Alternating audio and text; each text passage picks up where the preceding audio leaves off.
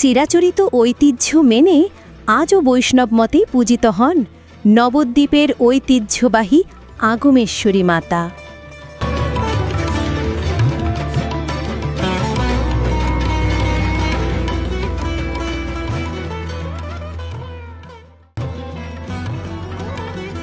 বাংলার প্রতিটি জায়গার কালীপুজোকে ঘিরে আছে বহু মাহাত্ম্য ঐতিহ্য।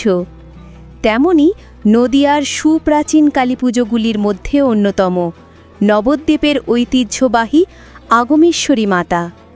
লোকমুখে প্রচলিত আনুমানিক ৬০০ বছরের প্রাচীন এই পুজো। এই বিগ্রহেই ভারতবর্ষের প্রথম দক্ষিণা কালী। দেবীমা এখানে দক্ষিণা কালী রূপেই পূজিত হন।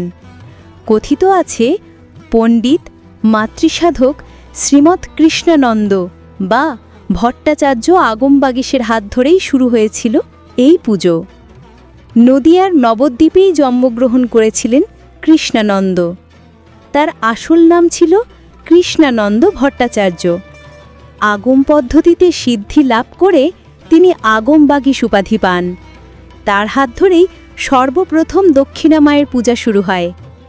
জানা যায় ১৭০টির মতো বিভিন্ন গ্রন্থ থেকে নির্যাস সংগ্রহ করে তিনি বৃহত্তন্ত্রসার গ্রন্থ রচনা করেছিলেন। মূল মন্দিরে রয়েছে পঞ্চমন্ডির আসন।